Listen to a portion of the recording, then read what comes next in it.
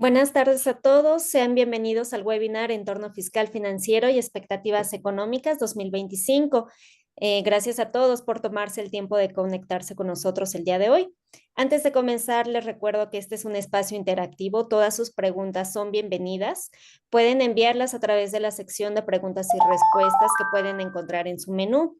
Dedicaremos un momento para resolverlas y si alguna no es respondida, también les haremos llegar la respuesta por medio de correo electrónico.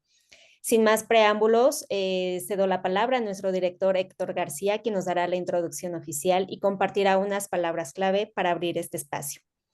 Adelante, Héctor. Muchas gracias, Karen. Muy buenas tardes a todos, estimados clientes, colegas, amigos. Con un enorme gusto les doy la bienvenida a este evento que hemos titulado Entorno Fiscal, Financiero y Expectativas Económicas 2025. Soy Héctor García, director general de Crow México, y pues profundamente agradecido por contar por su presencia que refleja su interés y compromiso por mantenerse informados en un entorno de constantes retos y transformaciones. En Crow México decimos que nuestra oferta de valor se traduce en que ustedes sean capaces, con nuestra ayuda, de tomar decisiones inteligentes que les generen valor duradero. Esto significa, entre otras cosas, que nuestro propósito es, pues, acompañarlos con soluciones, perspectivas y estrategias precisamente que les permitan tomar esas decisiones acertadas en un contexto, pues, tan dinámico como el que vivimos. Este evento precisamente es diseñado para reunir las voces expertas de nuestra firma, nuestros socios especialistas, en donde buscamos ofrecerles un análisis puntual, claro y esperamos enriquecedor sobre los temas que marcarán el rumbo o marcarán la pauta en este 2025.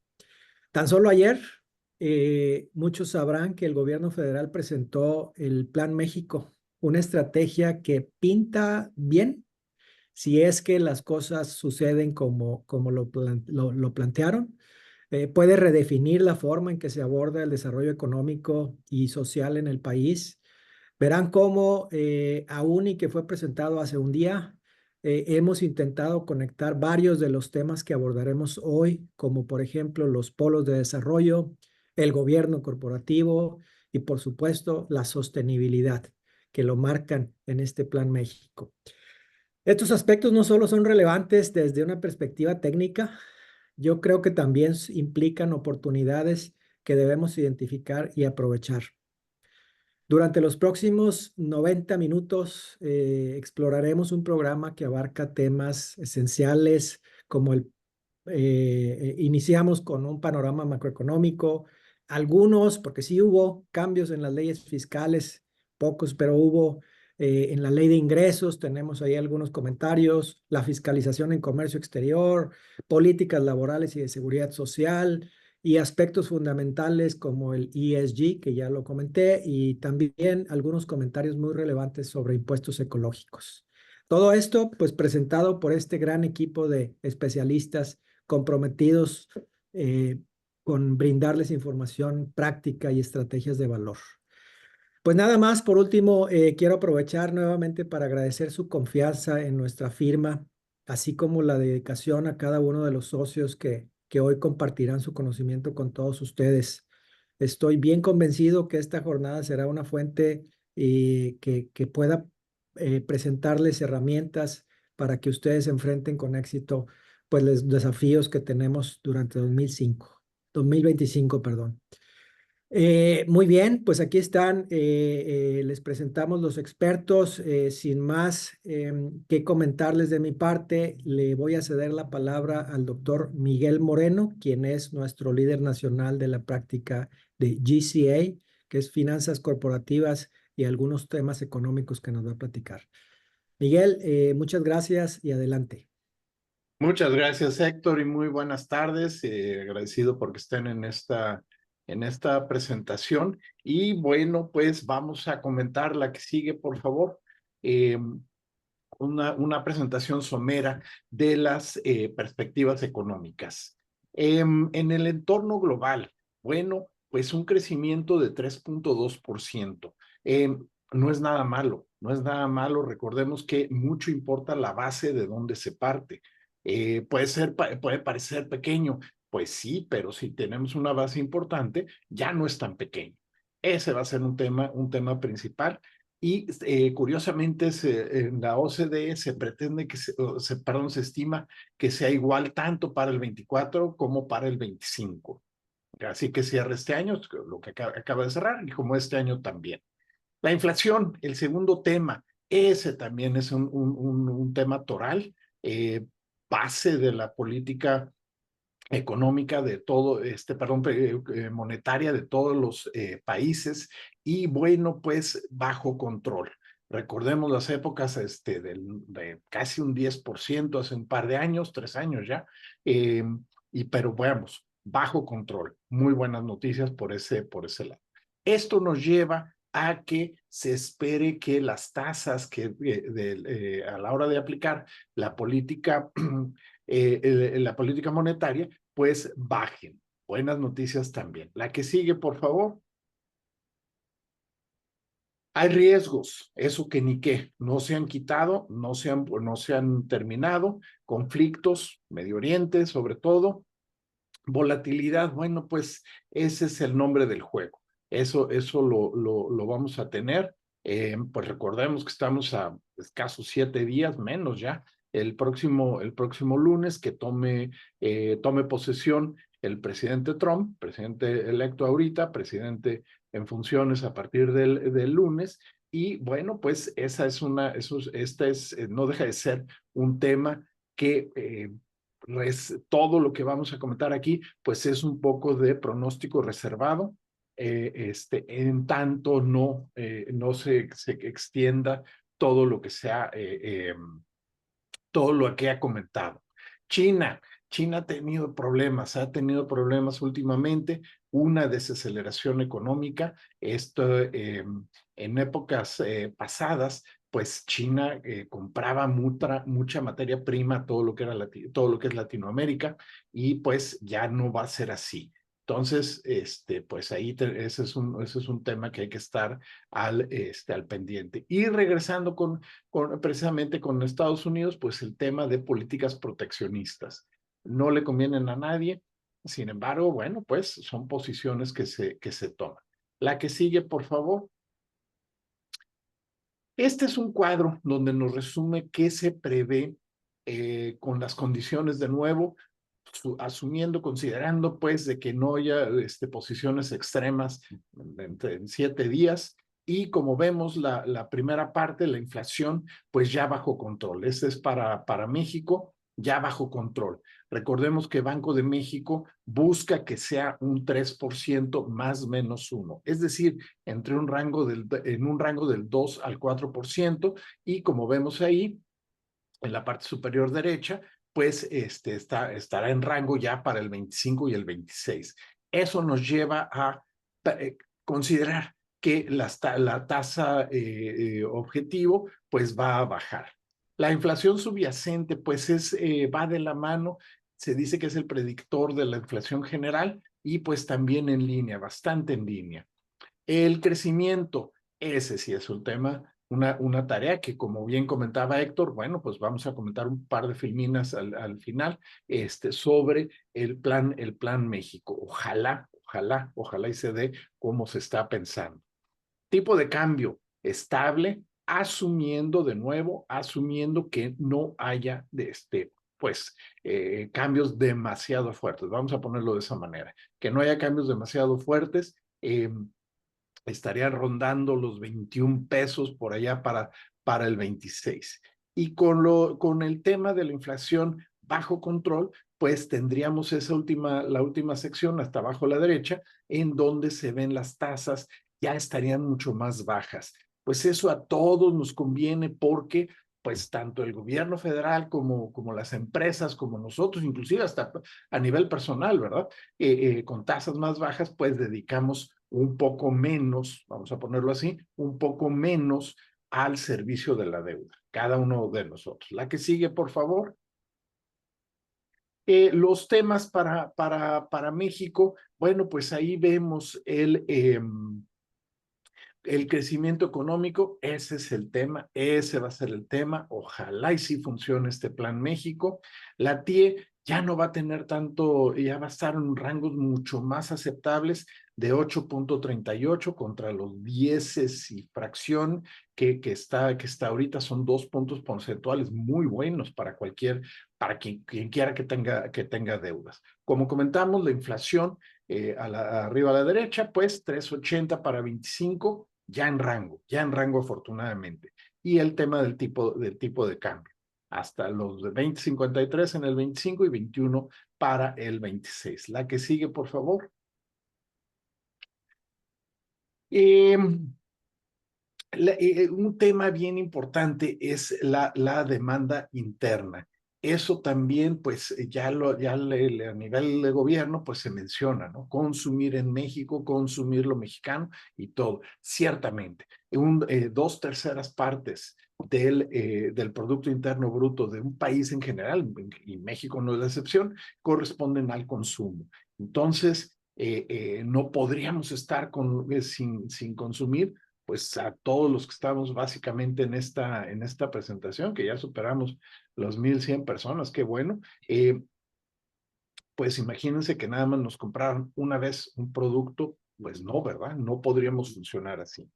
El tema de la inversión sí ha sufrido una disminución, particularmente con la terminación de los proyectos en el sureste, y pues de ahí luego entonces es ese tema de Plan México. Las exportaciones, Estados Unidos tiene buenas perspectivas de 3.2, 2.8, 2.1, alrededor de esos números. Recordemos que es 3.2, 2.8, no suena mucho. Hombre, con una economía, dependiendo de cómo se mida, de entre los 25 a 28 trillones de dólares, un 2% es una cantidad impresionante de crecimiento. Entonces, pues ojalá y se mantenga. La que sigue, por favor.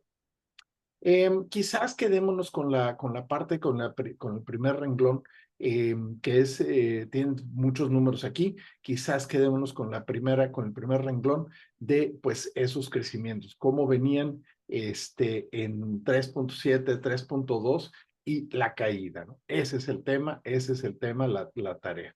Y si vemos el último renglón, bueno, la balanza comercial pues va a estar equilibrada, ciertamente, pero hay un punto importante. Si consideramos las exportaciones más las importaciones, no menos, como es la balanza comercial, pues estamos hablando de cantidades muy importantes de comercio. Serían la suma de las dos. Esto es bueno para las dos economías. Ojalá y se entre en razón y no haya exabruptos que pues nos echen para atrás esto. La que sigue, por favor. Este es el plan México. Bueno, pues pasar de la economía número 12 a la 10. ¿Es posible? Ciertamente. Es posible, ciertamente. La proporción de inversión, pues va junto con pegado, si es que se logra. El tema de pymes, acceso a financiamiento, bueno, muchos de los aquí presentes de esta sesión, pues podemos apoyarlos. De una vez un pequeño comercial, ¿por qué no? Podríamos apoyarlos con esos temas de financiamiento. Buscar que el 50% sean hechos en México, sobre todo esos sectores. Y la que sigue, por favor. Y bueno, pues esas son las industrias. Pues seguramente hay representantes en esta plática de todas esas industrias, y pues ahí se le va a meter textil, farmacéutica, agroindustria, energía, automotriz, bienes de consumo y aeroespacial. Vienen cosas interesantes, esperemos que sí se cumplan. Pues muchas gracias, por mi parte es todo, y cedo la palabra al contador Ignacio Chávez con Ley de Ingresos y Ley Federal de de derechos. Gracias.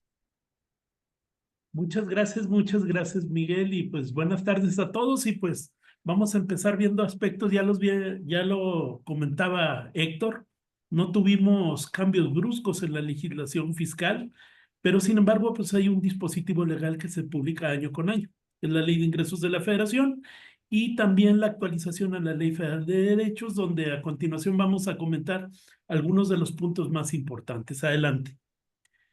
Pues para empezar, para comentar el comparativo que tenemos de la Ley de Ingresos de la Federación del 2024 contra la aprobada en 2025, estamos hablando que para 2025 fue aprobada una ley de ingresos, o se proyecta obtener ingresos de 9.3 billones de pesos, es decir, una cantidad que representa un crecimiento del 2.60%.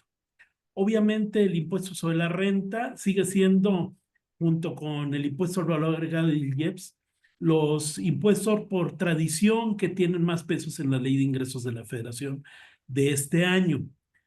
Con un crecimiento marginal, el impuesto al valor agregado con un crecimiento un poquito mayor, seguramente por la previsión que se tiene de un aumento del movimiento económico en el 2025, pero sin embargo destacan dos crecimientos muy importantes que se dan en la previsión de ingresos para este año, que es lo referente a impuestos al comercio exterior, que tiene un crecimiento del 2024 al 2025 de casi el 49%, un 50%, y por el otro lado, un rubro de impuestos no comprendidos en la Ley de Ingresos de la Federación que han sido causados en ejercicios fiscales anteriores, un crecimiento de casi el 194%. ¿Esto por qué se da? Seguramente, y lo vamos a comentar más adelante, por la publicación dentro de la Ley de Ingresos de la Federación de un estímulo de regularización fiscal, tanto para efectos de fiscales como para efectos de contribuciones de seguridad social y de seguro social más que nada. Entonces, esto es lo que podemos comentar acerca de la Ley de Ingresos de la Federación, destacándose lo siguiente. Adelante. En cuanto a tasas de recargos, las tasas de recargos no tienen ninguna modificación para el año del 2025. Se sigue manteniendo la tasa por prórroga o pago diferido del 0.98% y la tasa por mora del 1.47%, la que tuvimos en 2024, que significa una tasa del 17.64% anual. Un financiamiento caro tratándose de los recargos, pero es algo que se han mantenido a través del tiempo. Adelante. También en cuestiones de retenciones por intereses pagados al sistema financiero, se mantiene la misma tasa de retención del 0.5%, la cual se aplica directamente sobre el capital invertido. Si bien es cierto, no hay ningún cambio en la tasa, consideramos que la misma sigue siendo excesiva, sobre todo para los pequeños ahorradores. Estábamos hablando de un 0.5% sobre el monto del capital y, como sabemos, pues el efecto al final debe de darse en la acumulación de los intereses reales, los cuales muchas de las veces quedan rebasados por esta retención. Adelante. En cuanto a estímulos fiscales, se mantienen los estímulos que ya hemos conocido en ejercicios anteriores, tratándose, por ejemplo, de los estímulos que se conocen como de adquisición de diésel. Se siguen manteniendo los estímulos para las personas físicas con actividades empresariales, así como actividades agrícolas y ganaderas para el consumo final y para el destino de autotransporte público y privado en la adquisición de diésel. Asimismo, se mantiene el estímulo para aquellos contribuyentes que adquieran combustibles fósiles en los procesos productivos que han venido teniendo. Estos estímulos fiscales ya han sido publicados en varios años y se siguen manteniendo para el 2025. Adelante.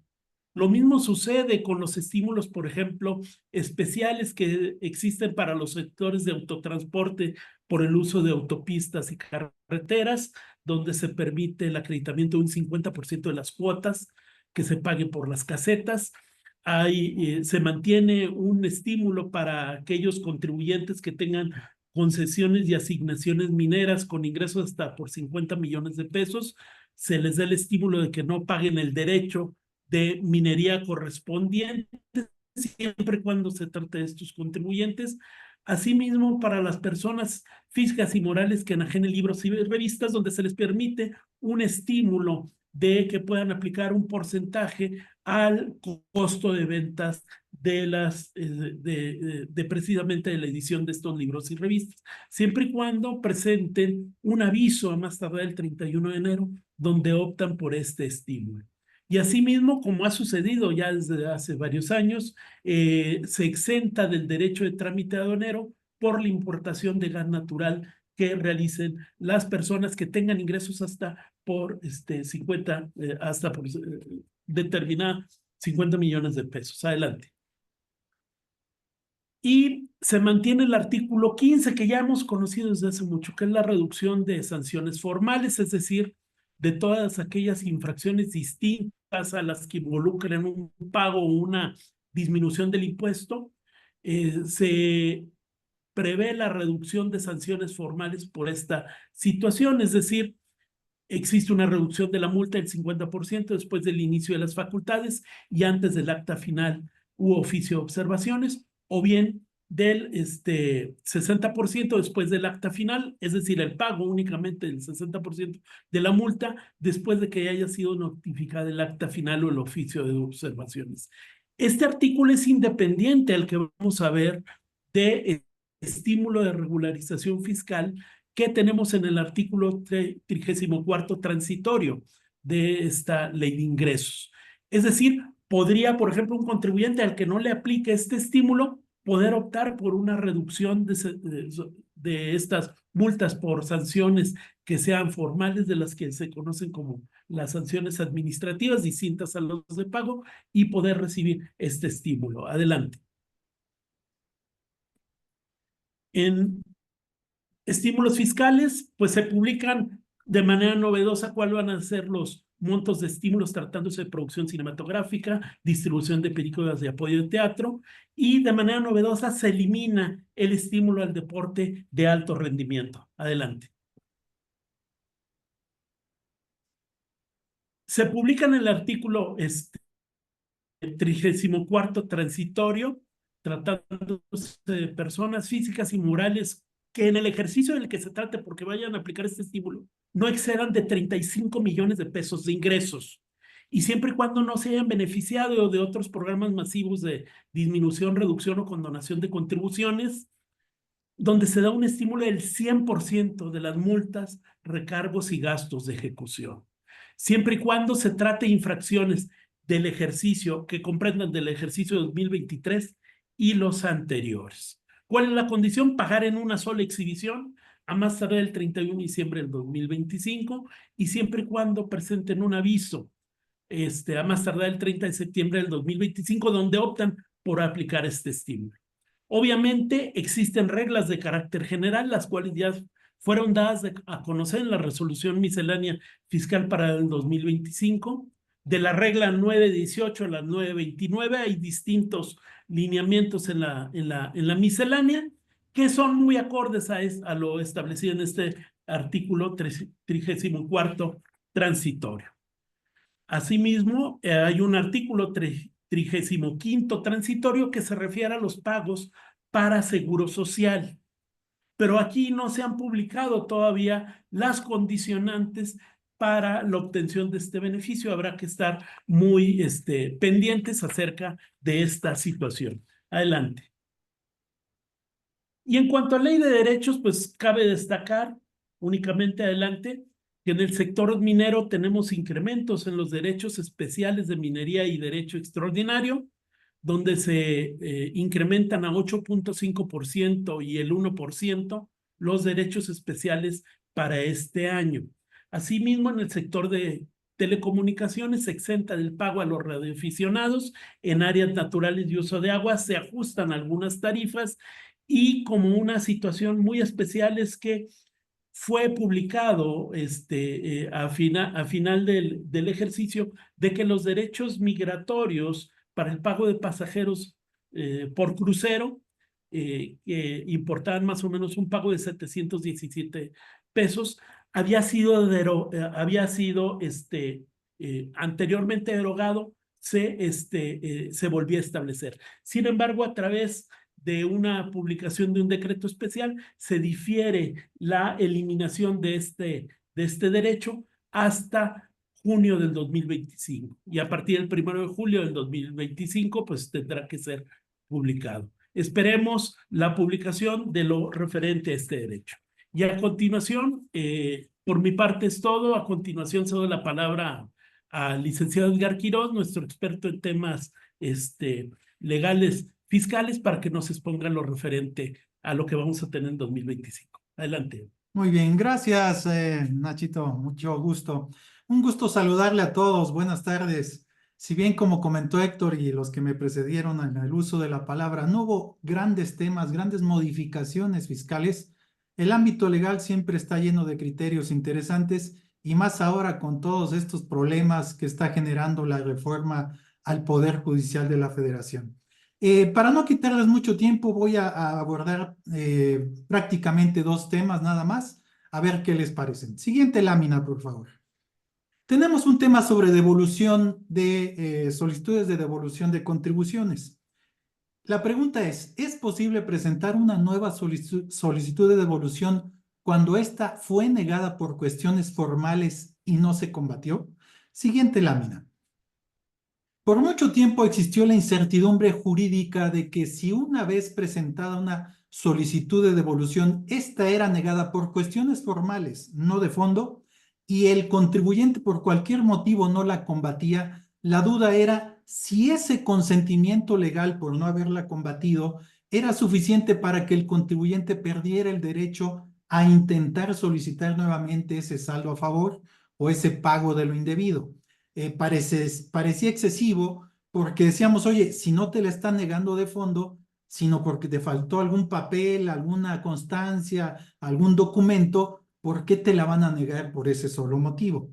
Sin embargo, hasta el día de hoy y reciente, a finales, por ahí más bien mediados del año pasado, un pleno regional en materia administrativa que tiene jurisdicción de la Ciudad de México prácticamente hacia el norte del país, estableció la siguiente jurisprudencia. Adelante, por favor. La jurisprudencia establece solicitud de devolución de saldo a favor.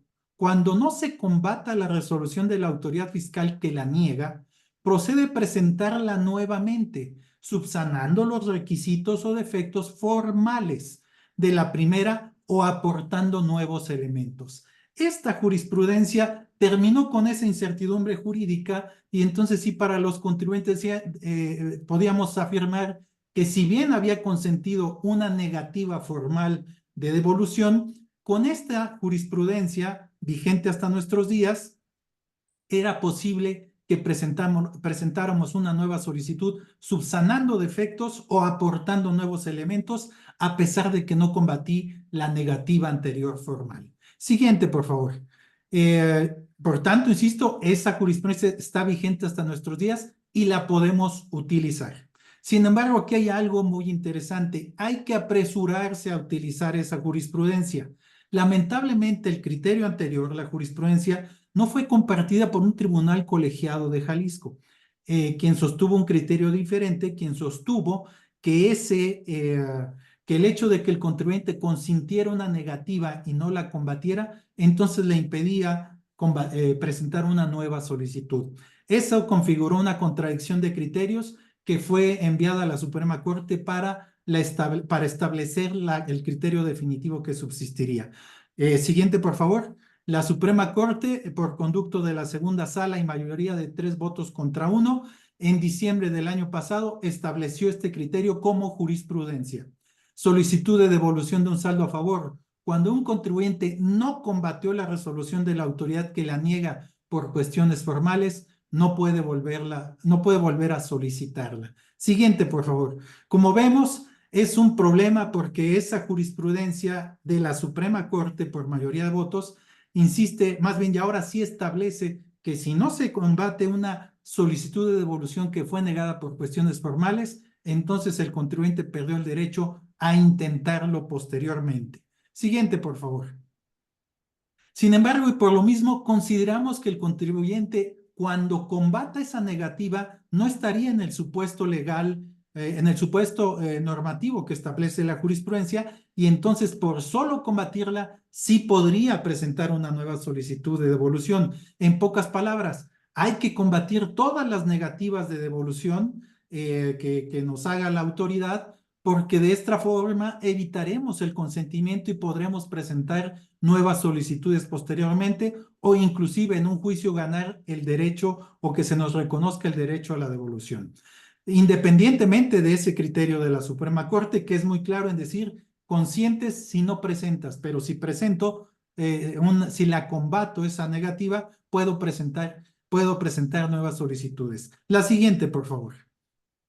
Insisto, esa jurisprudencia de la Suprema Corte no se ha publicado y no está vigente, ya es pública, ya es conocida, pero conforme a la ley es necesario que se publique en el Semanario Judicial de la Federación, y una vez publicada no podrá aplicarse de manera retroactiva a casos anteriores. Lo que les dijimos en un principio, hay que presentar inmediatamente las solicitudes consentidas para que no nos apliquen esta jurisprudencia cuando se publique y entre en vigor. Lo que sí creemos nosotros es que quizás esta integración de la Suprema Corte no la publique, y que sea la nueva integración de la Suprema Corte después de la votación que va a haber para ministros y jueces y magistrados, que seguramente a mediados de año se estará publicando. Por lo tanto, mientras, insisto, no se publique esta jurisprudencia de la Suprema Corte, está vigente todavía la del Pleno de Circuito, que nos permite presentar nuevas solicitudes, aunque hayan sido negadas y no combatidas. Un tema muy importante, pero hay que aprovecharlo cuanto antes. Siguiente tema, por favor. El siguiente es la famosa supremacía constitucional. ¿De qué se trata? La siguiente, por favor. El pasado mes de diciembre se publicó en el Diario Oficial de la Federación una serie de modificaciones constitucionales con la que se estableció la denominada supremacía constitucional, que esencialmente impiden agotar cualquier medio de impugnación en contra de reformas a la Constitución. Siguiente, por favor. Hasta antes de esta reforma, diversos órganos de gobiernos, así como los particulares, podíamos combatir las reformas constitucionales cuando consideráramos que su procedimiento de creación no fue correcto, no se ajustó a derecho, o bien, inclusive cuando consideráramos que una reforma constitucional atentaba contra la esencia de la Constitución. Esos eran pasos agigantados para una democracia en la que el Poder Judicial podía detener cualquier arbitrariedad de los demás poderes. Así estaba hasta antes de esas reformas de diciembre del año pasado. Siguiente, por favor. Teníamos esencialmente la acción de inconstitucionalidad, que la utilizaban, entre otras, las minorías parlamentarias, el Ejecutivo Federal, los partidos políticos, la Comisión Nacional de Derechos Humanos, el INAI, ya casi a punto de extinguirse, y la Fiscalía General de la República. Esa era la acción de inconstitucional. También teníamos, en la siguiente lámina, teníamos las controversias constitucionales, que eran utilizadas también por el Estado para resolver conflictos entre entidades o poderes federales de cualquier nivel de gobierno. Entonces también podían presentar estas controversias constitucionales, y en la siguiente lámina también nosotros los particulares, a través del juicio de amparo, podíamos presentar o combatir modificaciones a la Constitución. Siguiente, por favor. ¿Qué pasa entonces con esa... ¿qué pasaba hasta antes de esta modificación? Pues evidentemente teníamos todos, bien o mal regulados, medios de defensa para combatir modificaciones constitucionales. Eso generaba certeza jurídica en los particulares y en los órganos de gobierno inclusive. Pero ¿qué pasaba si una modificación constitucional era inconstitucional? Vamos a la siguiente lámina. Ahí se establecía la posibilidad de que el Poder Judicial de la Federación revisara reformas constitucionales aprobadas por mayorías calificadas en el Congreso, y además también avaladas por las mayorías simples de las legislaturas. Quiere decir que el Poder Judicial podía detener cualquier modificación constitucional, aunque la votación haya sido calificada y conforme a derecho. ¿Por qué la podía detener? Porque la esencia de la modificación atentaba contra la Constitución misma, ¿no? Entonces, Ya era un paso, insisto, muy importante para una democracia. Sin embargo, eso no le gustó al gobierno en turno y por eso modificó el pasado mes de diciembre el artículo 107 y el 105 de la Constitución para la siguiente lámina, establecer que ya no procede ningún medio de defensa, ni acción de inconstitucional, ni controversia constitucional, ni amparo, ningún medio de defensa contra cualesquier reforma posterior a la Constitución. Esto es un riesgo sumamente importante que quizás no lo hemos percibido, no se ha difundido totalmente, porque ¿qué pasa si el Congreso, con mayoría calificada y la mayoría de las legislaturas, aprueban la reelección presidencial o aprueban que ya no sea de 6 años, sino de 15 años la estadía? Pueden hacerlo y lo que hagan ahí, o que desconozcan derechos humanos ya reconocidos, o que los limiten. Vaya, esa es un riesgo sumamente importante que está ahí en la Constitución y veamos qué es lo que pasa. Finalmente, no escapa la circunstancia de que la supremacía constitucional ya había sido avalada antes de esta reforma por la Suprema Corte a través de una jurisprudencia de 2022, que establecía la siguiente lámina, el siguiente rubro. Improcedencia del juicio de amparo. Se actualiza la causa manifiesta indudable prevista en el 61 cuando se impugna alguna adición o reforma a la Constitución política respecto de su contenido material. La siguiente lámina. ¿Qué significa? Que la Suprema Corte había sostenido que cuando en el amparo se combatieran reformas constitucionales por el fondo, por la esencia constitucional, el amparo no procedía. Sin embargo, si combatíamos el procedimiento de creación de esa norma constitucional, sí se podía agotar el amparo. Esa jurisprudencia que les acabo de leer de 2022 está vigente y no queda sin efectos con la reforma constitucional de diciembre de 2024, lo que parece evidenciar que aún hasta estos días, vía amparo, podemos combatir reformas constitucionales no de fondo, pero sí de su procedimiento de creación. Entonces también esa es una buena noticia, que al menos durante todo el plazo que dure vigente esa jurisprudencia, pues podemos utilizarlo, ¿no? Finalmente veremos si la nueva integración de la Suprema Corte a partir de mediados de este año sostiene o comparte ese criterio, porque eventualmente podrían cambiarlo y modificarlo como lo han hecho constantemente. Esperemos que no, o esperemos que haya alguna mesura en cuanto al uso de esta reforma de supremacía constitucional, porque en el fondo sí nos puede generar muchos problemas. Pues por mi parte es todo. Esos son dos temas muy interesantes que queríamos compartirle, y cedo la palabra a mi socio y amigo Pablo Mendoza, quien siempre tiene cuestiones muy interesantes que comentar, y los dejo con él. Gracias, hasta luego. Adelante, Pablo. Y muchas gracias, Edgar. Muy buenas tardes a todos. Me da mucho gusto saludarles como cada año. En particular, estoy convencido que el año 2025 será un año extraordinario y para ello cuenten con nuestra firma para el logro de sus objetivos. Me corresponde platicarles de lo extraordinario, de lo bondadoso, de lo aspiracional para este año, tal y como nos los comentó nuestro director Rito García, relativo a la Estrategia Nacional de Industrialización y Prosperidad. Esta habla de algunos temas como los polos de desarrollo. Pasamos a la siguiente lámina y vamos a ver cómo, un poco angustiante en las fechas, pero finalmente se dieron a conocer que los decretos fronterizos y el nearshoring tienen una aplicación de vigencia hasta 2025. Nosotros hemos solicitado que las prórrogas sean por más años, que haya más certeza jurídica y no que agobie o no que esté un tema eminentemente limitado y que sea hasta finales del año cuando existe esta prórroga. Pero por lo pronto, amigos, tenemos la continuidad de este decreto que permite la deducción inmediata de bienes nuevos de activo fijo adquiridos hasta diciembre del 2025. Recuerden que este decreto aplica para las empresas que obtengan más del 50% de los ingresos por ventas de exportación. En la siguiente lámina vamos a ver también que el decreto fronterizo y nearshoring, también relativo a los estímulos de ISR, IVA, tanto en la región fronteriza norte y sur, continúan hasta 2025. Por lo tanto, las tasas de IVA del 8% y 20% de renta continúan su vigencia. Siguiente, por favor. También existe la ampliación del propio decreto fronterizo nearshoring relativo al estímulo fiscal del IEPS de importación y venta de combustibles. El decreto de estímulo fiscal del IEPS de estaciones de servicio fronterizas. Todo esto continúa prácticamente y de alguna manera fomenta el nearshoring, pero ya se habla del nuevo nearshoring, como en breve lo comentaremos. Siguiente, por favor. Existen dos esquemas.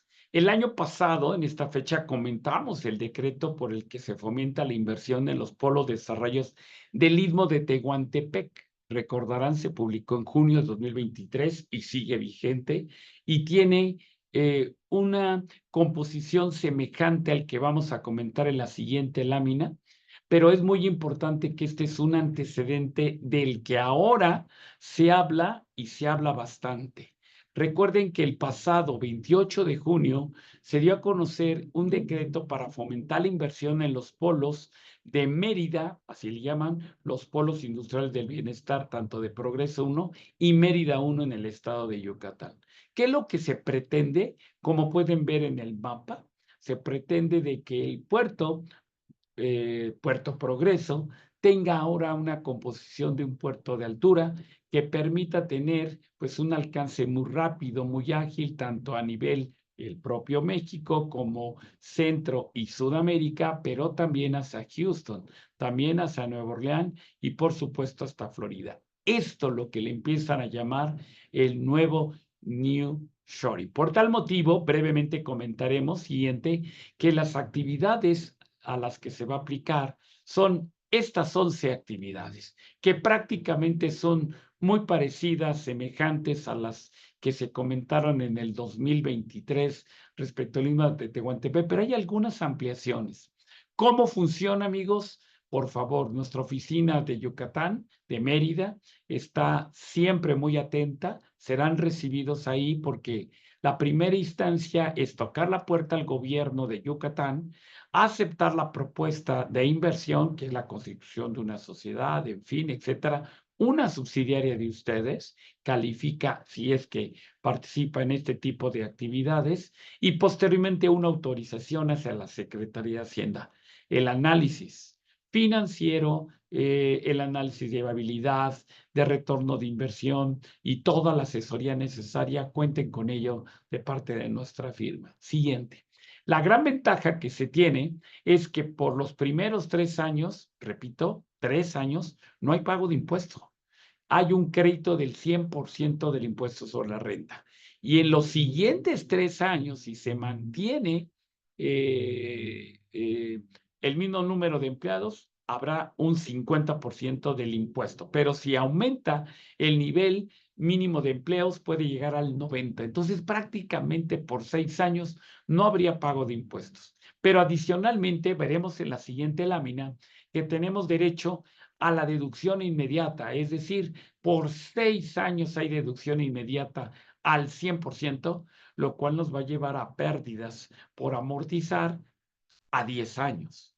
6 no ISR, pérdidas por amortizar de 10 años. Creo que el retorno de inversión, creo que el hacer negocios empieza a ser un tema de interés y cuenten con la firma para este análisis. Todo esto forma parte de este Plan Nacional de Industrialización y Prosperidad. Siguiente, por favor. El principal ingreso de nuestro país es la industria maquiladora. No hay duda que de eso vive. México, el 51% del total de los ingresos es precisamente la industria maquiladora. Y para ello, bueno, tenemos un cambio muy importante. Veremos en la siguiente lámina cómo la maquiladora tiene 2 formas de tributar en nuestro país. El llamado Safe Harbor o el APA, el Advanced Price Agreement, o el Safe Harbor, que significa pagar lo que resulte mayor, entre el 6.9 sobre los activos utilizados o el 6.5 sobre los costos y gastos. Repito, el que resulte mayor. En la siguiente lámina veremos cómo fue el estatus de toda una lucha, todo un desgaste por tratar de que existiera certeza jurídica, porque en base a esto se está generando la gran inversión del nearshoring.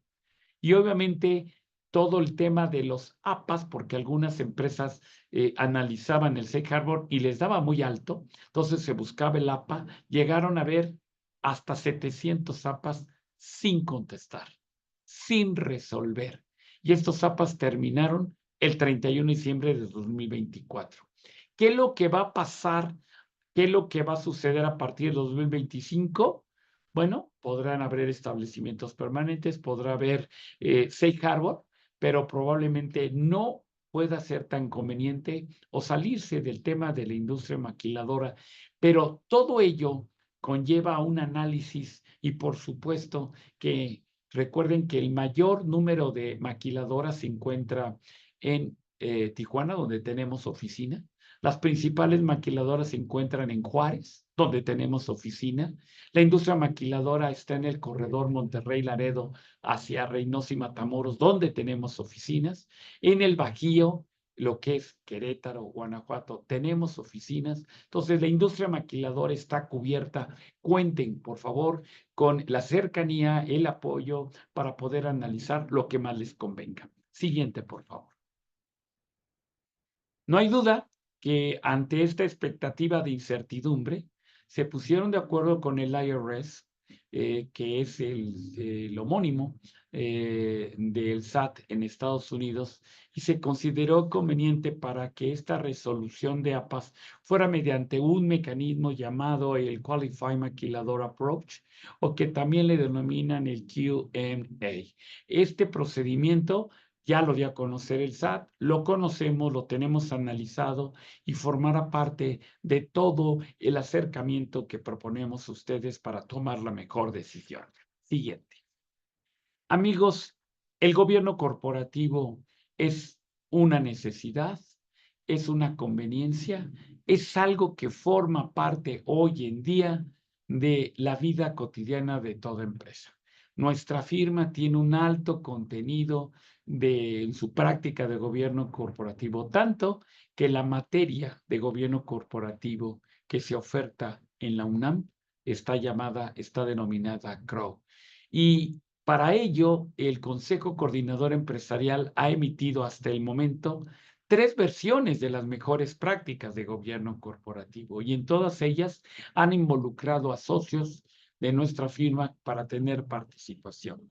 La noticia que queremos compartir, por supuesto, es que en breve es en este mes, se va a dar a conocer la 4ª versión de gobierno corporativo, en la que, por supuesto, también nuestra firma ha sido solicitada, llamada y ha participado.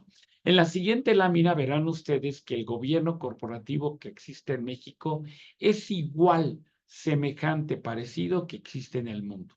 Hay 2 normas estructurales que dan sustento al gobierno corporativo, todo lo que es el G20 y la OCDE, esta Organización para la Cooperación y Desarrollo Económico Mundial. Estas 2 demandan una serie de necesidades. El Consejo Coordinador Empresarial, CCE, en donde nuestra firma participa activamente, elabora esta versión o nueva versión del Código de Principios y Mejores Prácticas, y podemos compartir con ustedes algunas novedades que existirán, como, entre otras, como los riesgos de ciberseguridad.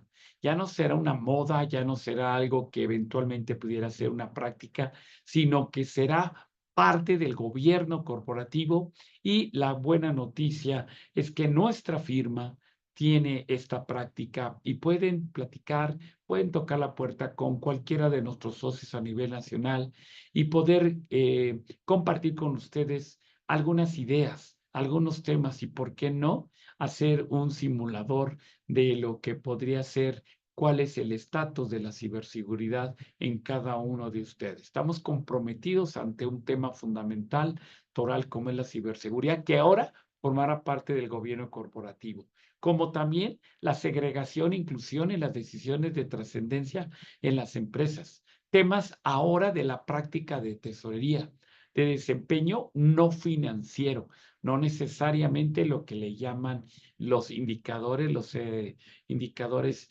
digamos, numéricos, sino también ahora las objects, key results, que son indicadores no necesariamente numéricos, sino que son objetivos al desempeño no financiero, al compromiso generacional con la sociedad y la sostenibilidad.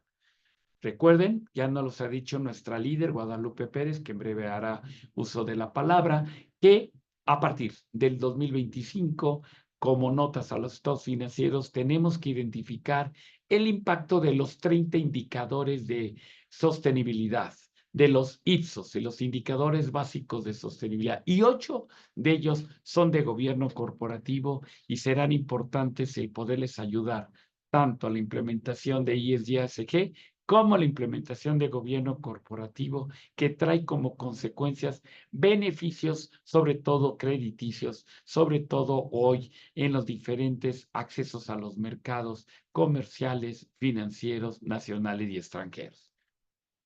Siguiente lámina, tenemos una extraordinaria noticia. Todavía nuestro director hace unos minutos me decía, Pablo, ¿y lo podemos anunciar? No, ya lo podemos anunciar, no. Y nos vamos a quedar con la idea de no poder anunciar qué.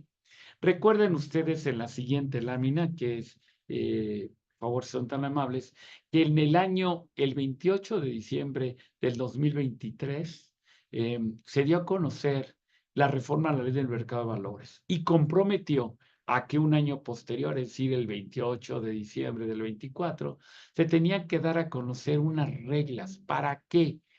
Ojo, como ya lo mencionaron, nuevas fuentes de financiamiento a través de los mercados de valores. Recuerden que tenemos 2 bolsas de valores, la Bolsa Mexicana de Valores y Viva, y que tengan accesibilidad para las empresas de cualquier tamaño.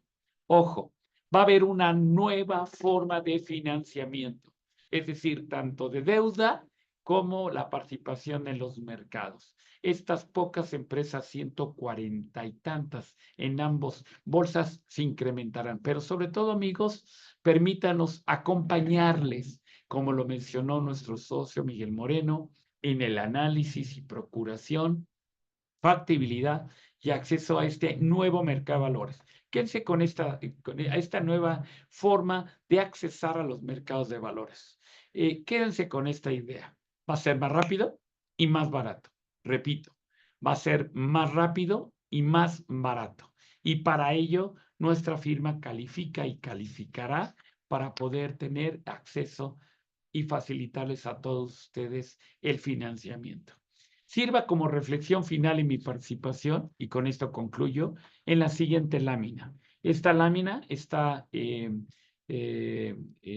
realizada por la AMI, la Sociedad Mexicana de Intermediarios Bursátiles, en donde el año pasado 9,719 empresas buscaron financiamiento institucional y no lo consiguieron. 143 empresas, 300 en total que con deuda, y la expectativa son 9,719. Tenemos muchas empresas. Nuestra firma tiene más de 4,000 clientes y queremos apoyar y ayudarles a crecer.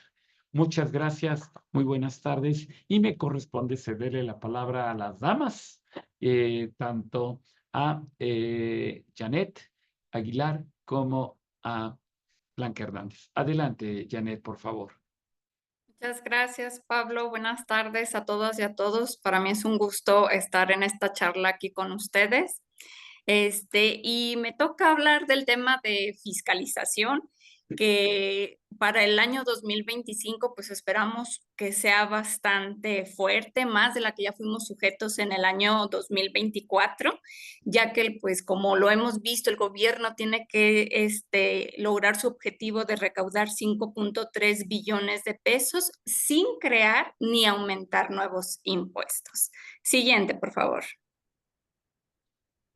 Bueno, como ustedes saben, recientemente el SAT dio a conocer su Plan Maestro 2025, donde fija las acciones para alcanzar dicha meta basado en 3 ejes: la atención al contribuyente, el acompañamiento al contribuyente y la fiscalización contra la evasión y el contrabando.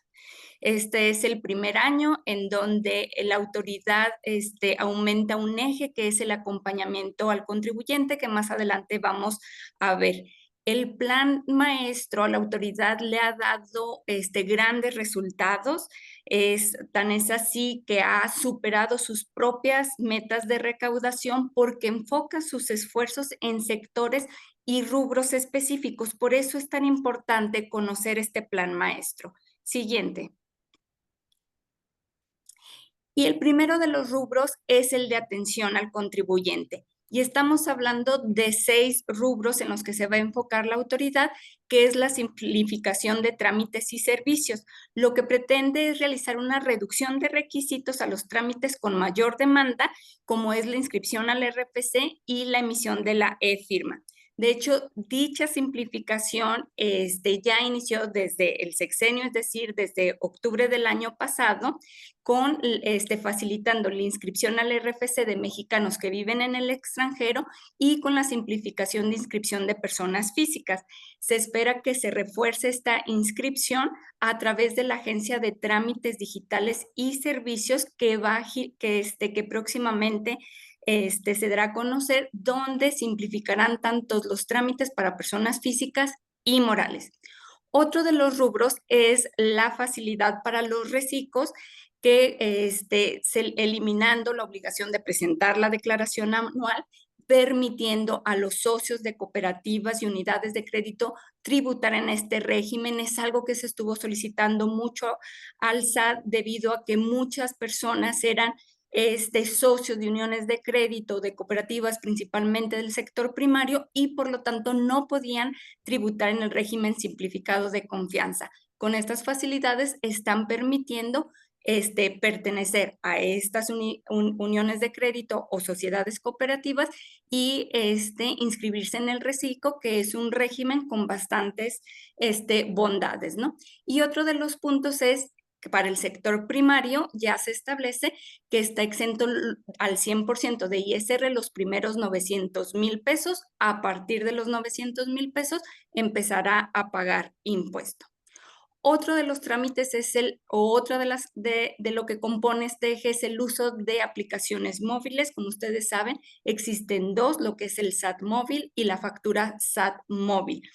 En la del SAT móvil se pueden presentar lo que son las declaraciones, descargar opiniones de cumplimiento, y la factura del SAT móvil, en donde podemos generar las facturas electrónicas, que de hecho a principios de año, hace 15 días aproximadamente, liberaron esta versión con la facilidad que las personas físicas o personas morales puedan emitir facturas de tipo traslado con o sin complemento carta-aporte.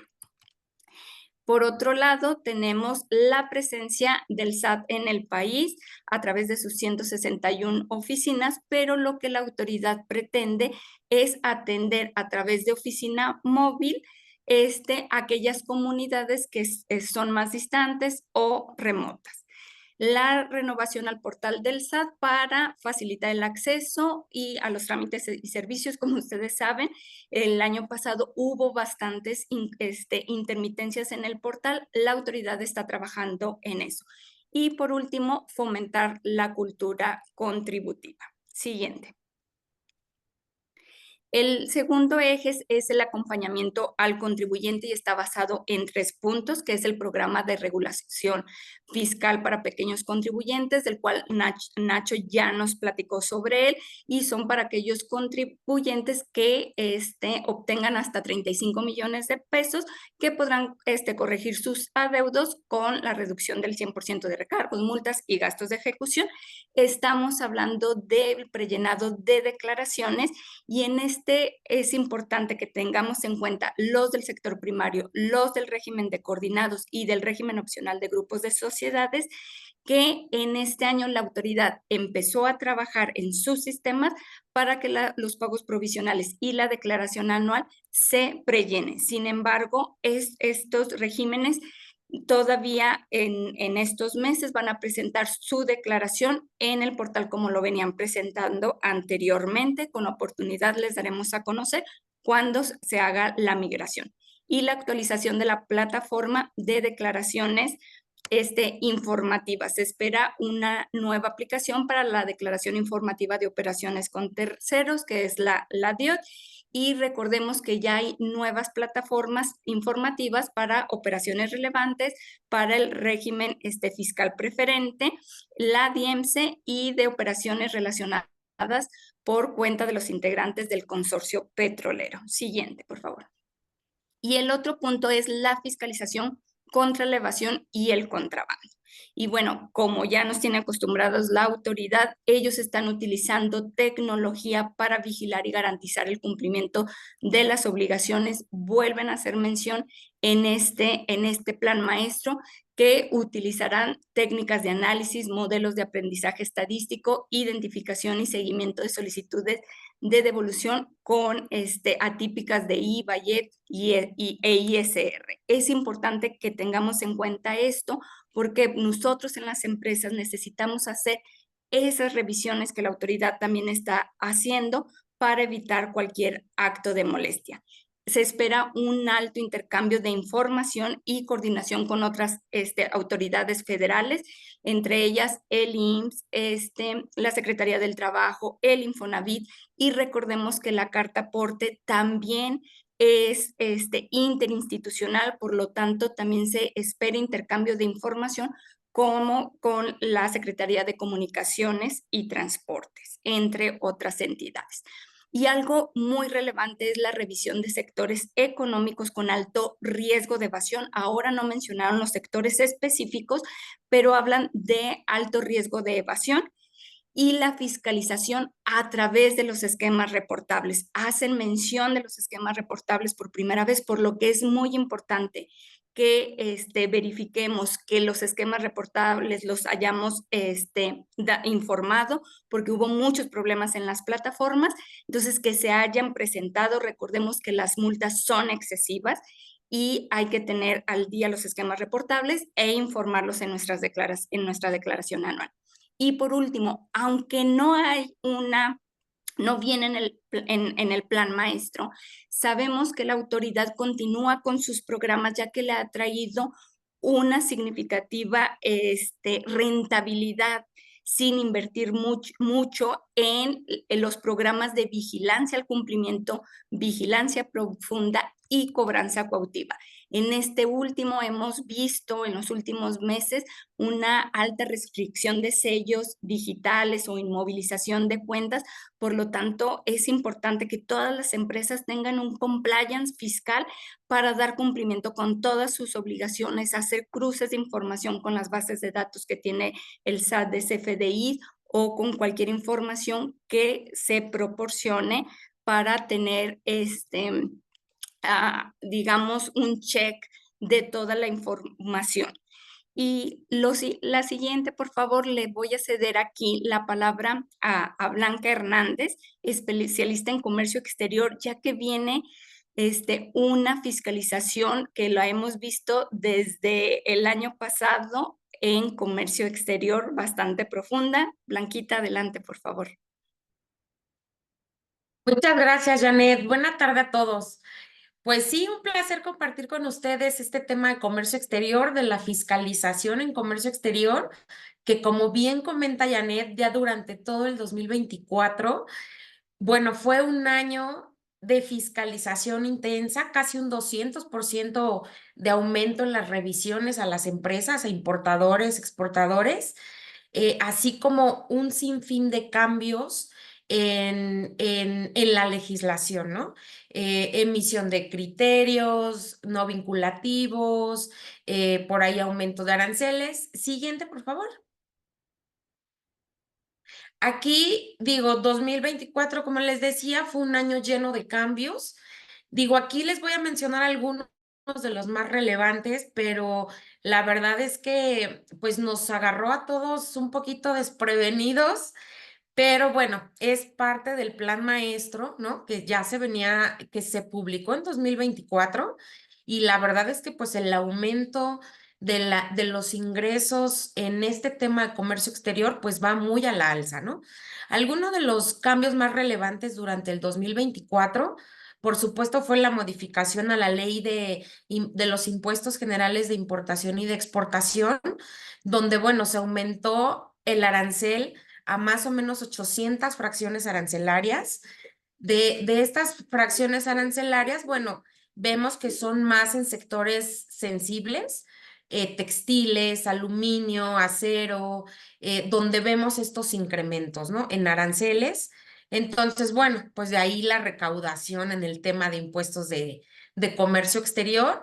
Y bueno, no dudamos que en 2025 estos incrementos continúen en ciertas mercancías y productos que la autoridad detecte que se están trayendo a bajos precios o para fortalecer, como bien lo ha mencionado, la industria nacional, ¿no? Por otro lado, a todas las empresas certificadas, bueno, un año difícil y el 2025 se viene más. En el 2024 la autoridad solicitó que se les diera acceso a su control de inventarios en línea, por lo que ahora el SAT en tiempo real puede verificar su control de inventarios, sus saldos. Entonces hay que estar muy, muy al pendiente de este tema, ya que es una causal, ¿verdad?, de cancelación de la certificación de IVA y EPS. También, bueno, nuevos requisitos y obligaciones para las empresas certificadas. También eliminaron las autorizaciones de reglas octavas, que era un beneficio para que las empresas pues no pagaran el impuesto general de importación. Eso está descartado ya para ciertos productos, que son estos productos llamados sensibles, ¿no?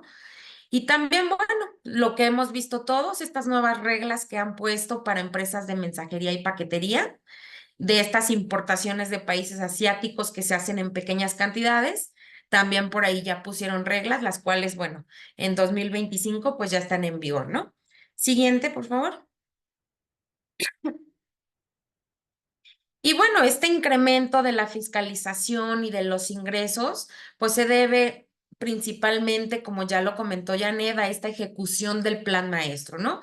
Desde 2024 observamos ya hay varios temas de comercio exterior y bueno, este 2025, el plan maestro 2025 nos deja más que atentos y en qué tenemos que poner atención en este plan maestro, los rubros que el SAT comenta que ha detectado y que es donde va a aplicar la fiscalización, pues son los abusos de la certificación de IVA y EPS, que ha detectado que empresas, una vez obteniendo esta certificación, estos beneficios, pues dejan de lado ya el cumplimiento, ¿no? Retornos al extranjero. Entonces, bueno, el SAT lo que ha comentado es que en este ejercicio 2025 pretende ambiciosamente auditar a todas las empresas que cuenten con certificaciones de IVA y EPS. ¿Qué digo? Estamos hablando de unas 3,500 empresas. Entonces, yo creo que sí lo pueden lograr. Entonces, si ustedes tienen esta certificación de IVA y EPS, pues bueno, está por demás decirles que el cumplimiento es fundamental, revisar que se hayan presentado todos los avisos, sus saldos, sus controles de inventarios, el bill de materiales, entre otras cosas, ¿no? También por ahí nos habla de otro rubro, que es la indebida aplicación de la tasa 0% de IVA y omisión de retención a extranjeros. Para el tema de virtuales, si la empresa realiza operaciones virtuales, hay que revisar este tema a fondo, verificar que se esté reteniendo el IVA al extranjero cuando se esté comprando independientemente de que lo entregue un nacional y se haga mediante pedimentos virtuales, ¿no? El no retorno de importaciones temporales, que es de lo que señala el SAT que ha detectado mayor incumplimiento de las empresas, es que se les da este beneficio de importar sin el pago de arancel, pero por plazos determinados, ¿no? Y pues se está dando cuenta que no se están haciendo los retornos en tiempo, entonces esta mercancía se queda en el país. Entonces, bueno, va a poner especial atención en ese rubro. También nos habla de una incorrecta valoración aduanera. Va a estar revisando pagos al extranjero, que se esté declarando correctamente el valor en los pedimentos de importación, ni abajo ni arriba. sino lo que se le está pagando al proveedor, contratos. Entonces hay que poner especial atención que no se hagan pagos por fuera con otros conceptos, que presuma que se está pagando por fuera para declarar un valor más bajo en las importaciones, ¿no? También nos habla de abusos en la introducción de mercancías con trato arancelario preferencial y uso indebido de beneficios establecidos en los tratados de libre comercio. Por supuesto, em, con el afán de evitar el pago de impuestos, hay empresas que pues declaran un origen diferente, ¿no? Y hacen uso de estos tratados de libre comercio y de preferencias arancelarias. O hasta el mismo proveedor, bueno, a veces se le exige que nos dé un tratado, un certificado de origen cuando las mercancías no cumplen o no son originarias de ese país, ¿no? Recordemos que el comprar a un país, comprar a Estados Unidos no quiere decir que la mercancía sea de Estados Unidos, ¿no? Puede tener un origen chino que es diferente al país de procedencia. Entonces, va a estar revisando el SAT.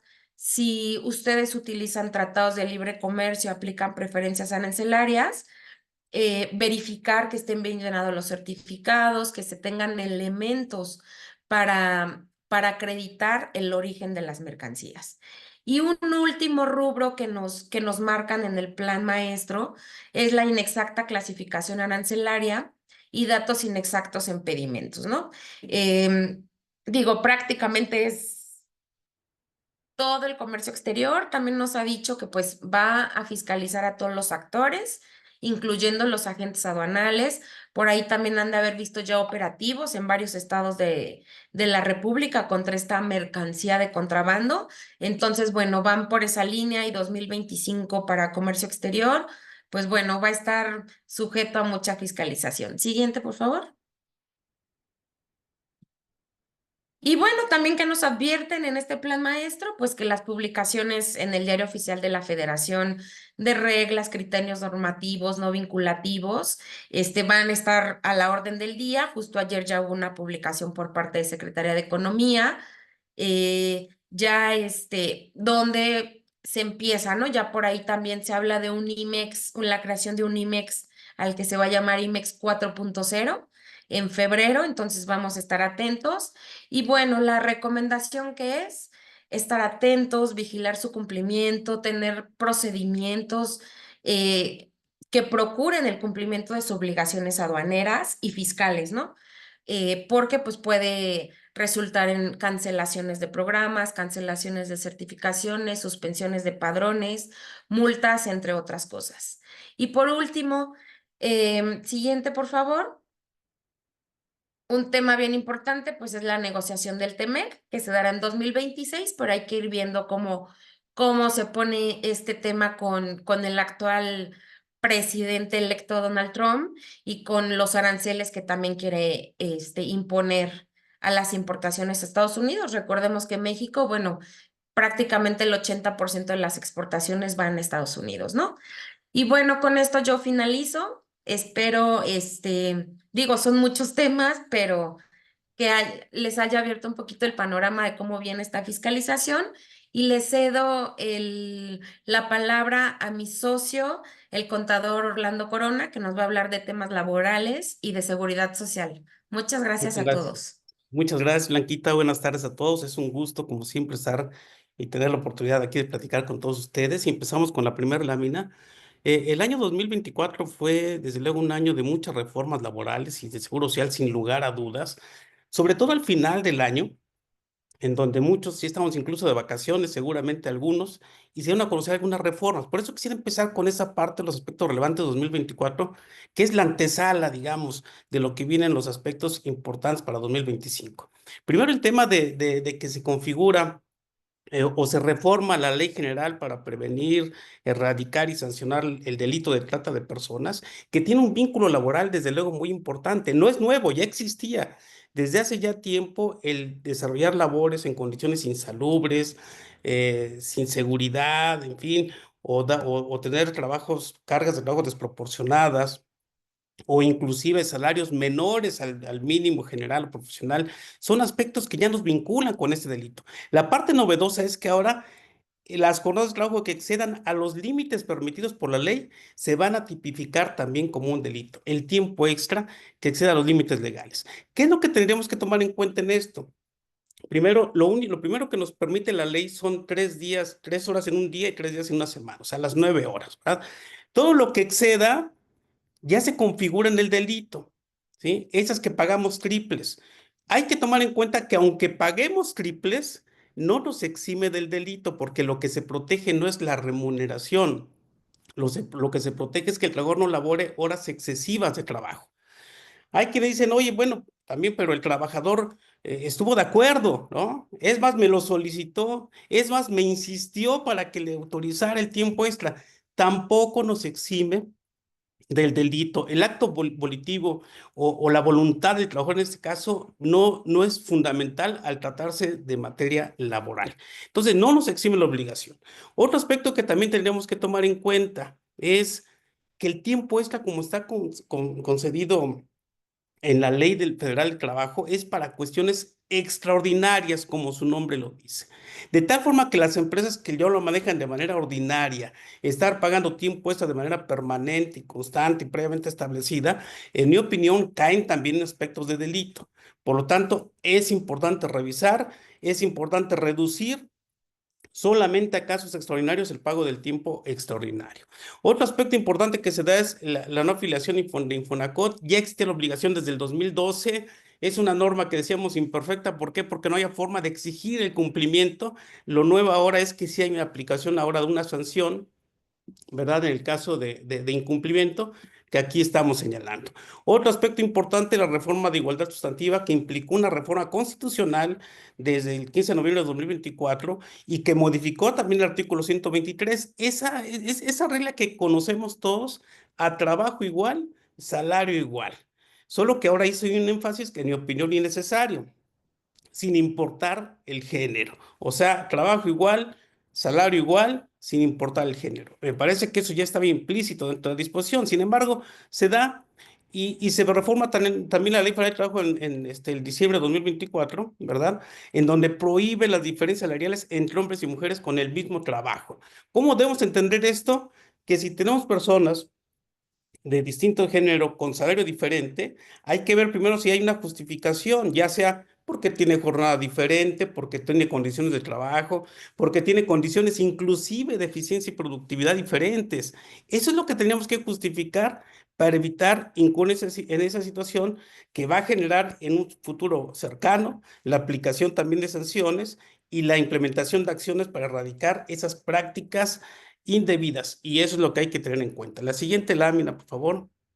Vamos a ver también aspectos de la reforma mal llamada ley silla, ¿verdad? Porque no establece una obligación propia, expresa de establecer sillas porque todos trabajan sentados, no.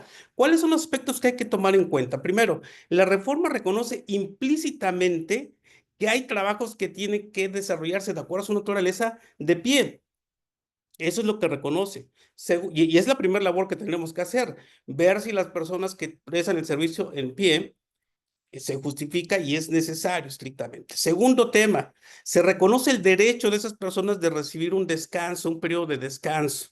Y ese derecho debe estar reconocido en el reglamento, ¿sí? En el reglamento interior de trabajo.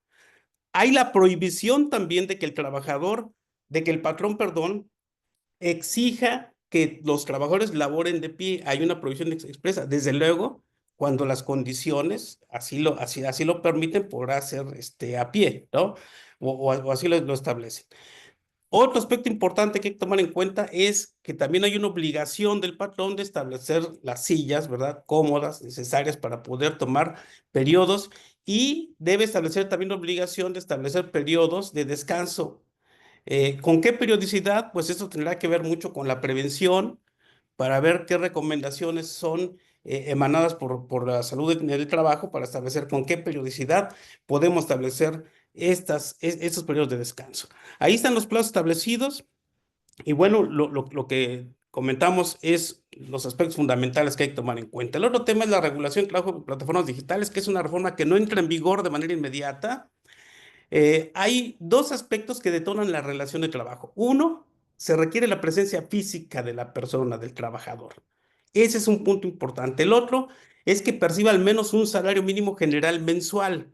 Si no se cumplen esas condiciones, el trabajador se considera una persona independiente. Si se dan esas condiciones, bueno, pues es un trabajador.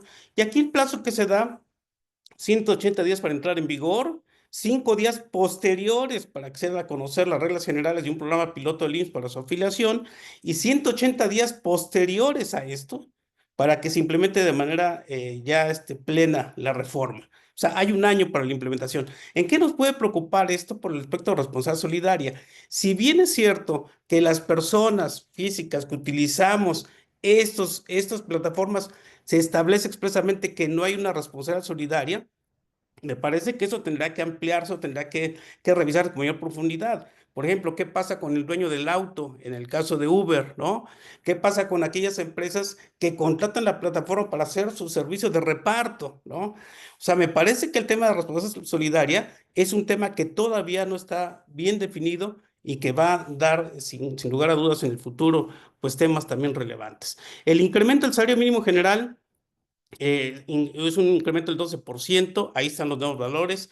La UMA ya se dio a conocer, eso tiene un efecto fiscal, laboral, desde luego, por aspectos de retención, determinación de contribuciones, lo que tenemos que retenerle al trabajador para ciertas prestaciones, en fin, hay muchos cambios que tendrán que hacerse y desde luego es importante tomar en cuenta. La tendencia de incremento va a continuar cuando pensamos que ya había terminado más o menos la parte del incremento, porque recordemos que al inicio del sexenio pasado el objetivo era 2 veces la canasta básica.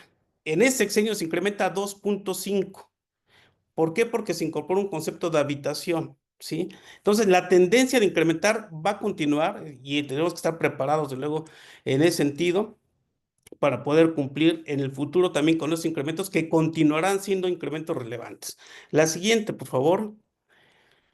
Bueno, ¿qué es lo que está en procesos legislativos? De luego, la reducción de la jornada laboral, es una disminución de reducción de 48 a 40 horas, va a ser una reforma inevitable, ¿eh? Eso va a entrar. ¿Qué es lo que está tratando de negociar? Se suspendió porque desde luego el sector empresarial, en la cual desde luego formamos parte varios socios en las comisiones, yo tengo el privilegio de estar en la Comisión Laboral y la de Seguridad Social del Consejo Coordinador Empresarial, pues se detuvo la reforma, se pospuso, pero va a entrar en vigor. ¿Qué es lo que estamos tratando de obtener? Que es un proceso gradual.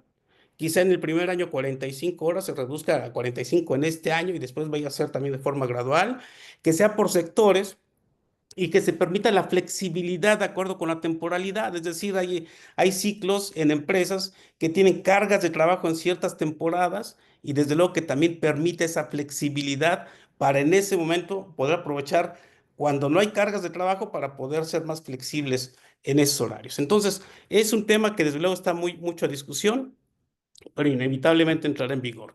El aguinaldo de 30 días, ¿sí? De 15 a 30 días es un tema que también va a pasar. También se busca la gradualidad, que no sea de golpe, que sea en algunos años, y eso es lo que está en este momento la discusión. Pero me parece que en este año habrá que incrementar por lo menos a 20 días, es lo que estamos considerando. Desde luego, habrá que considerar los presupuestos actualmente. Es un tema que va a impactar los pasivos laborales, sin lugar a dudas, del D3, por las obligaciones que tenemos al término de la relación de trabajo, y que en donde el aguinaldo, desde luego, forma parte de los finiquitos. Entonces, habrá que tomarlo en cuenta. Los permisos por luto, 5 días de descanso pagados a los trabajadores. Hay que ver la naturaleza correcta de esa prestación, ¿verdad? Que técnicamente no es salario y que la aplicación correcta pues tiene implicaciones de luego fiscales y laborales relevantes, ¿no? Los días de descanso se pretende incorporar 3 días más, 1 y 2 de noviembre, el Día de Muertos, así como el Día de la Virgen de Guadalupe, 12 de diciembre. Eso es lo que se contempla, que es una reforma que va a entrar. Recordemos que en este año 2025 hay un día de descanso obligatorio adicional, que es el 1 de junio, que es precisamente las elecciones del Poder Judicial. Entonces, eso tiene desde luego implicaciones que habrá desde luego que tomar en cuenta para aquellos que laboran el domingo, pues ahora es un día de descanso obligatorio este 1 de junio. La violencia laboral, habrá que tomarlo en cuenta también, desde luego, hay pendientes que cumplir en el convenio 190 y en este año se van a llevar a cabo, sin lugar a dudas, entonces hay que estar pendientes también de esta disposición. Los salarios mínimos en hoteles, restaurantes y servicios, se contempla esta posibilidad que también va a ser inevitable, se va a establecer. y una protección amplia a las propinas, que como sabemos tiene un efecto fiscal y laboral y seguro social relevante. Entonces también hay que estar al pendiente de esta disposición. Y las reformas a la ley del Infonavit, que si bien trae temas, aspectos positivos, como abatir el déficit habitacional, como establecer rentas sociales, hay aspectos de los cuales nos consideramos graves, ¿verdad? Por ejemplo, cambiar temas de gobierno corporativo que han funcionado bien en el Infonavit. Y hay un tema que tiene impacto también fiscal. Las retenciones por créditos del Infonavit en periodos de ausencia e incapacidad ya no se podrán realizar de acuerdo con el proyecto de la reforma, que también se detuvo de último momento, pero que inevitablemente va a autorizarse, va a aprobarse en este año.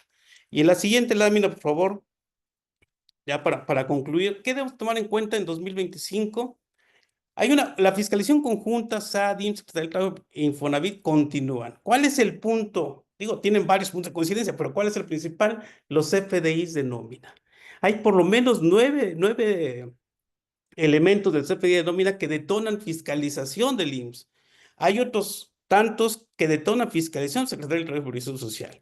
Entonces, hay que revisar bien esos conceptos, hay que hacer una conciliación adecuada, ¿verdad?, entre lo que establece la nómina, el CFDI, en fin. Creo que es una labor que no debemos descuidar porque eso nos puede evitar actos de molestia importantes para el año 2025. Continúan los criterios del IMSS. Esos criterios no vinculantes, se da a conocer la puntualidad de asistencia, se suman los demás criterios no vinculantes que da a conocer el IMSS. ¿Y cuáles son los aspectos comunes para tenerlos en cuenta? Primero, que tratan de evitar una simulación. Es decir, asistencia y puntualidad cuando se otorga al trabajador en la generalidad, a todos, lleguen temprano, no lleguen temprano, asistan o no asistan, ese tema es lo que hay que cuidar. Desde luego, respaldar bien cuando se otorga la prestación correspondiente. En convenios especiales ha sido muy sorpresivo también los convenios de la Canacar y la Canapat.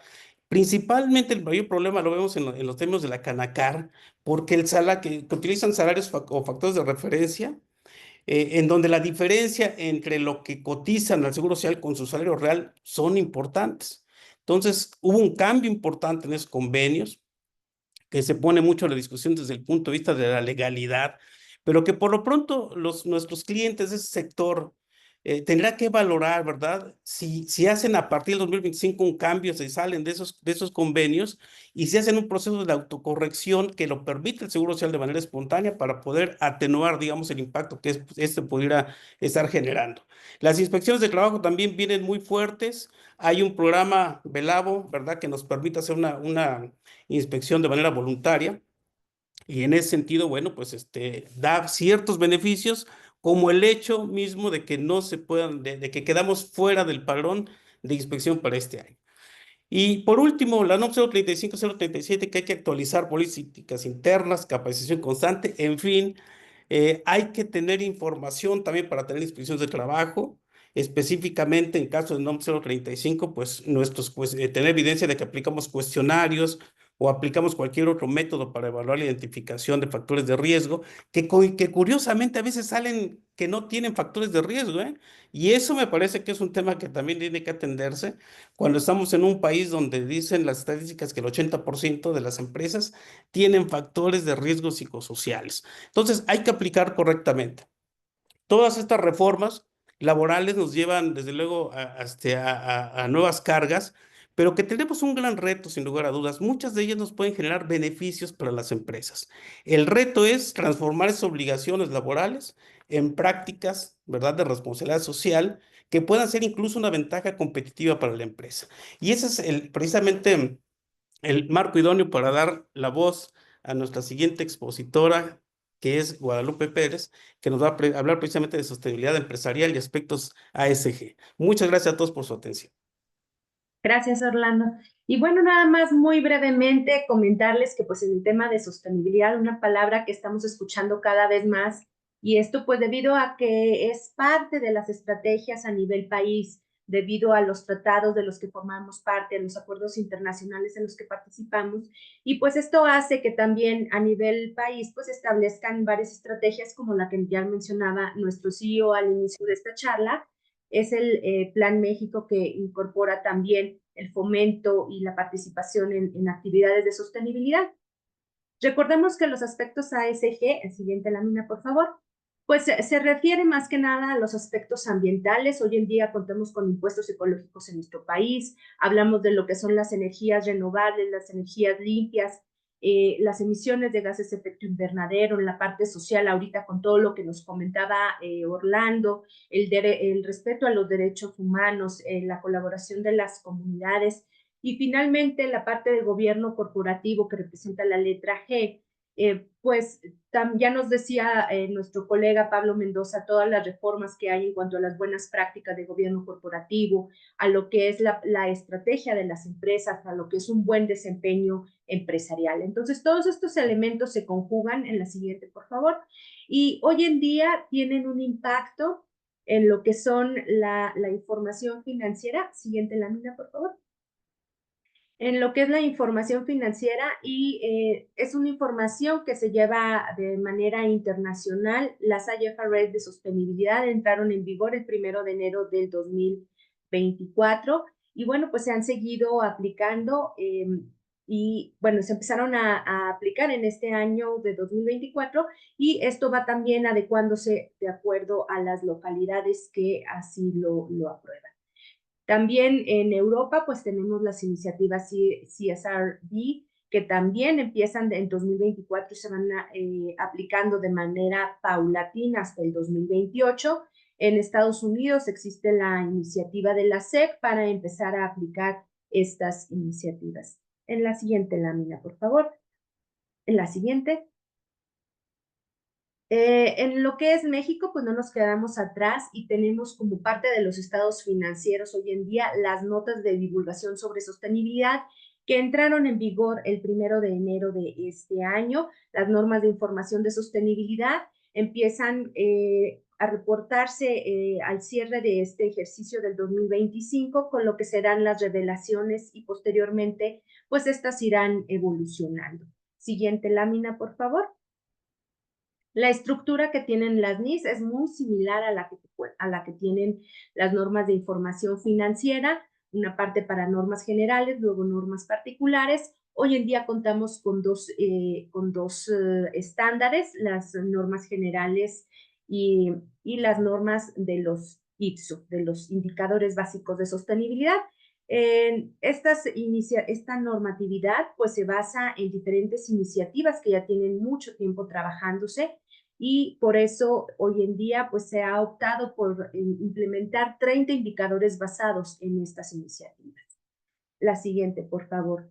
Son 30 indicadores, 16 en el área ambiental, 6 en el área social, muy enfocadas a lo que es capital humano, y finalmente el área de gobernanza enfocada en lo que es el consejo de administración, en todo lo que es la estrategia y en la protección a los datos de terceros. De esta manera, estos 30 indicadores tendrán que acompañarse en todos los estados financieros que se emitan conforme a las normas de información financiera, lo que quiere decir que la mayoría de las empresas en nuestro país tendrán que aportar esta información. Una recomendación es empezar a ver desde ahora qué información es la que se va a tener que alimentar en estos indicadores para que al cierre del ejercicio no haya problemas con la obtención de algunos de los indicadores que pudieran llevarse un poco de tiempo. Si bien algunos indicadores los tenemos a la mano como pudieran ser horas de capacitación, algunos otros sí son un poco más laboriosos.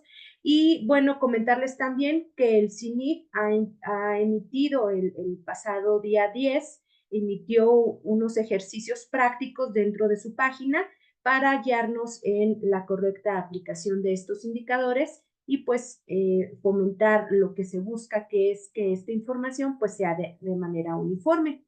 Esta información posteriormente irá teniendo sus impactos en los rubros particulares de los estados financieros, pero bueno, pues vamos empezando con 30 indicadores básicos de sostenibilidad. La siguiente, por favor. Y bueno, pues entran, recordemos, el 1 de enero de este año. Ya debemos estar viendo cómo se utilizan. Hay empresas que ya están empezando a aplicarlo porque quieren demostrar ese compromiso que tienen con estos temas de sostenibilidad, porque ya tienen esta información a la mano y ya la estarán incorporando a sus estados financieros de cierre del 2024. Pues muchas gracias. Cedo la palabra ahora a nuestro CEO, Héctor García, y agradezco a todos su atención. Muchas gracias, Lupita, y muchas gracias a todos nuestros especialistas que apoyaron en este evento. Pues sí, llegamos al cierre el evento y quiero agradecer profundamente el tiempo a todos nuestros acompañantes y la participación. Hemos tenido algunas interacciones a través del mecanismo de preguntas de la aplicación y bueno, el interés general de todos. Grandes retos y bueno, pues creo que mayores oportunidades. Estemos atentos a temas como los que se comentaron. Entiendo que el 17 de febrero se publica un decreto de estímulos fiscales que tiene que ver con el Plan México. La próxima semana se presenta la iniciativa de la Ley de Simplificación Digital. Esto que, bueno, también nos tiene muy atentos a ver si es cierto que lo que dijo nuestra presidenta, que se presentará la mayor simplificación de toda la historia del país. Y en general, pues esperamos a nombre de todos los socios y funcionarios que trabajamos en esta organización, que la información que se ha presentado sea de gran utilidad para todos ustedes y que sirva sobre todo para que sigan tomando decisiones inteligentes y que les generen valor duradero. Muchas gracias. Muy buenas tardes a todos y nos vemos pronto.